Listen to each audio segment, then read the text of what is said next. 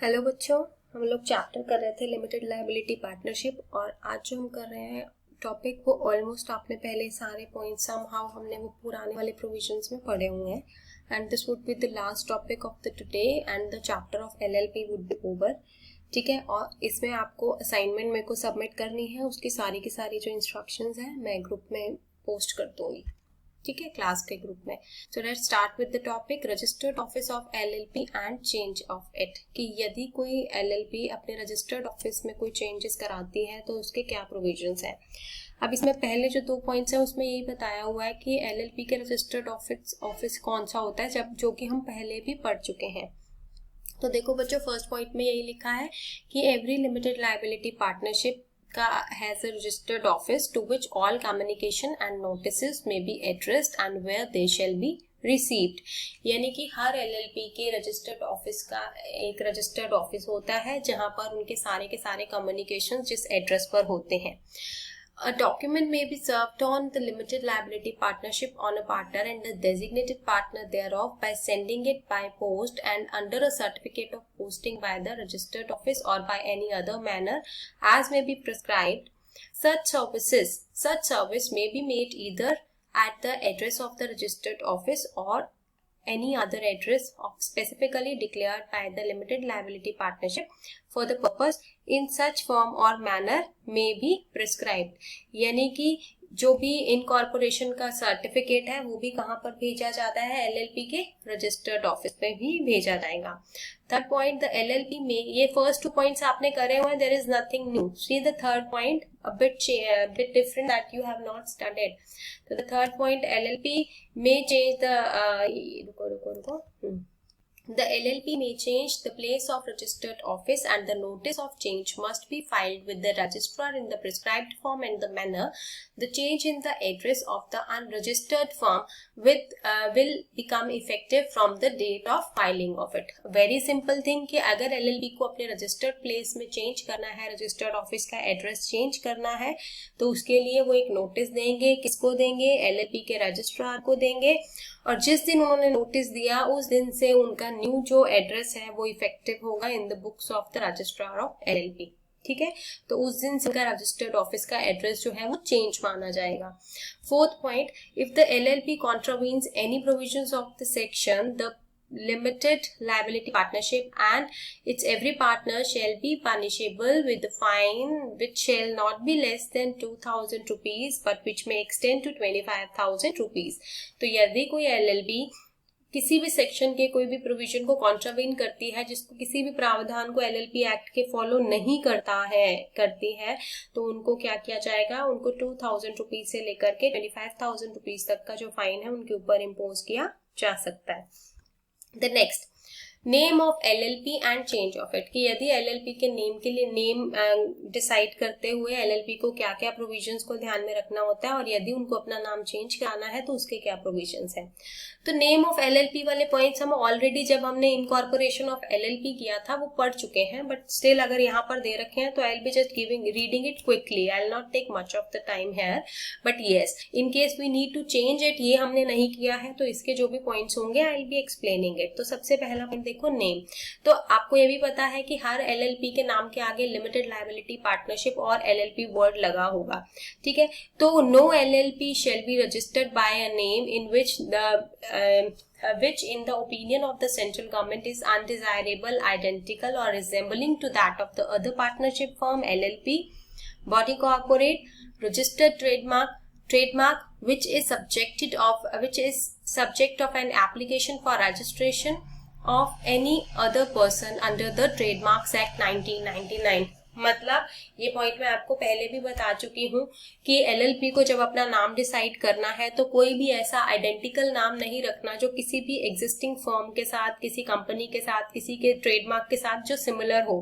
ठीक है, जो कि मिस्टेकनली लिया जाए कि हाँ शायद ही वो वाली फर्म है, जो किसी के साथ एसोसिएशन शो कर रहा हो, ऐसा कोई भी नाम नहीं रखना। ये पॉइंट हम कर चुके हैं।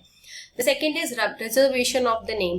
reservation of the name में ये बता रखा है कि अगर कोई भी पर्सन है वो रजिस्ट्रार को एक एप्लीकेशन देगा जिसमें वो एलएलपी के नेम को रिजर्व करवा सकते हैं with that of its application। ठीक है, तो an application for the reservation of the name is to be made in such form and manner as prescribed and accompanied by such fees as may be prescribed by the act। तो आपको एक form fill up करना है, fees लिखनी है, जो भी time to time change होती रहती है, तो जो भी प्रिस्क्राइब्ड फीस होगी आपको वो पे करनी है, ठीक है।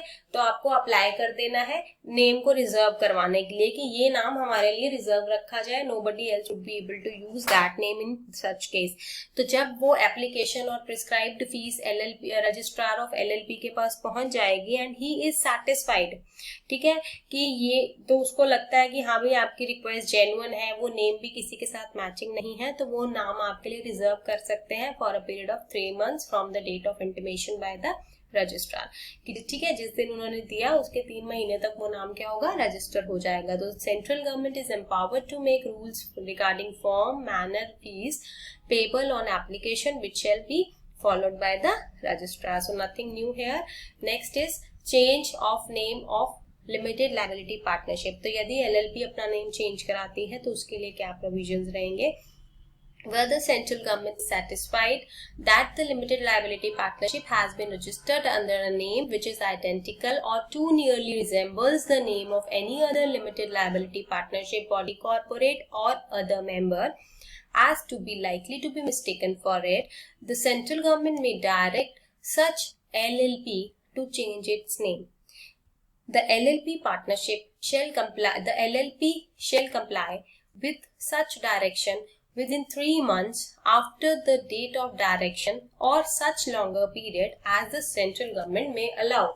Means कि यदि सेंट्रल गवर्नमेंट को किसी भी रीजन की वजह से लगता है कि एलएलपी का ये जो एग्जिस्टिंग नाम है वो किसी के नाम के साथ मैच कर रहा है, जो कि कंफ्यूजन क्रिएट कर रहा है अमंग द नॉर्मल पर्सन्स, तो ऐसे केस में सेंट्रल गवर्नमेंट उस एलएलपी को ये नोटिस या डायरेक्शंस इशू कर देंगे कि वो अपना नाम चेंज करें। तो एलएलपी को जिस दिन नोटिस मिला उसके 3 महीने के अंदर अंदर अपना नाम चेंज करना होगा और उसकी इंफॉर्मेशन रजिस्ट्रार ऑफ एलएलपी को देनी होगी।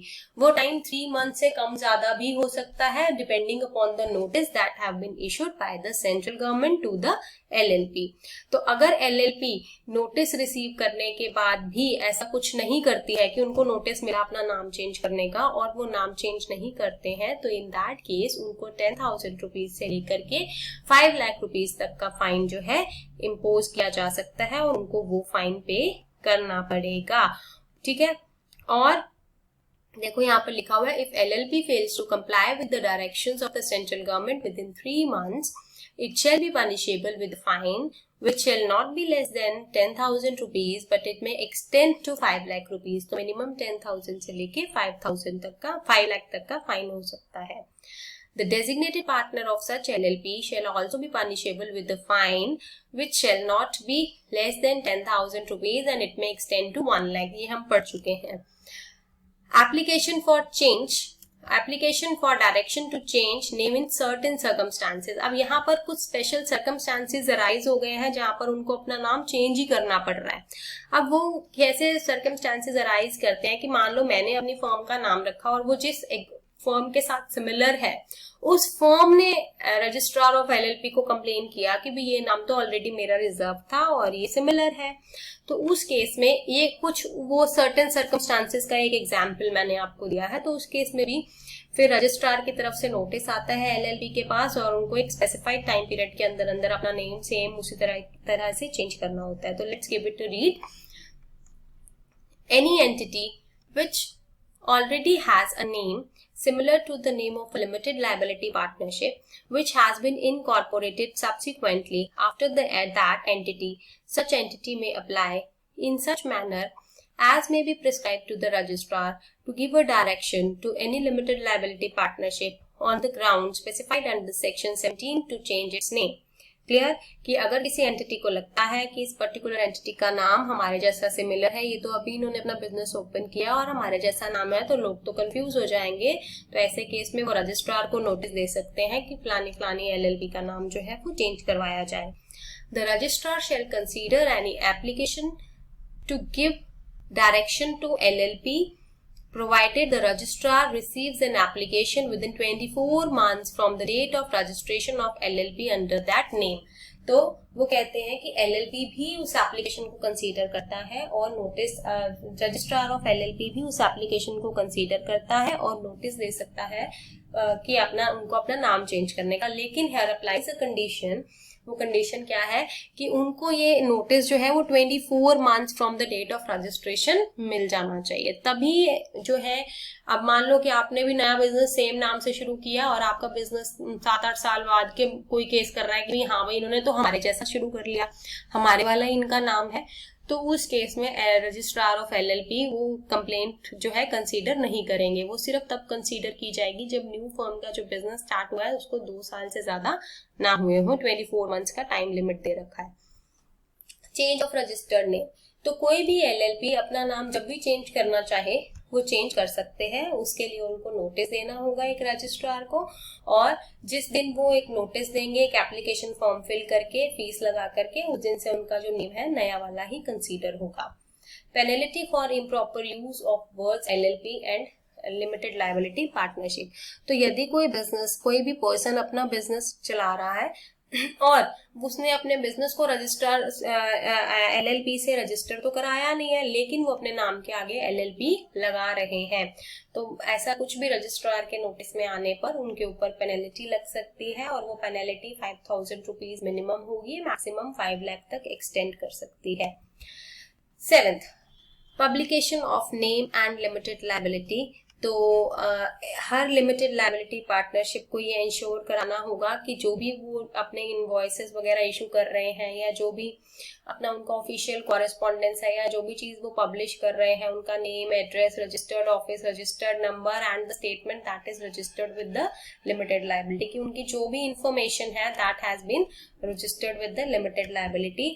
तो any limited liability which does not, limited liability partnership which does not comply or contravenes with the provision shall be punishable with the fine, which shall not be less than 2000 rupees and it may extend to 25,000 rupees। तो यदि कोई LLP फिर भी कहना नहीं मानती है और अपने रूल्स को फॉलो, जो भी एलएलपी एक्ट के हैं वो फॉलो नहीं करती है regarding these publication of the name and limited liability, in that case उसको 2000 रुपीज से 25,000 रुपीज तक का फाइन जो है पे करना पड़ सकता है। So students, I will be sending you the PDF in the WhatsApp group of this chapter. Go through all the topics, कोई डाउट्स हैं तो कॉन्टैक्ट मी। उसके अलावा शॉर्ट आंसर्स क्वेश्चंस है, लॉन्ग आंसर्स क्वेश्चंस है, तो ये आपको असाइनमेंट में 7th क्वेश्चन करना है, दैट टू बाय सैटरडे। तो I will explain all the conditions in the WhatsApp group कि आपके असाइनमेंट की क्या क्या कंडीशंस हैं। So meanwhile take care, stay home, stay safe.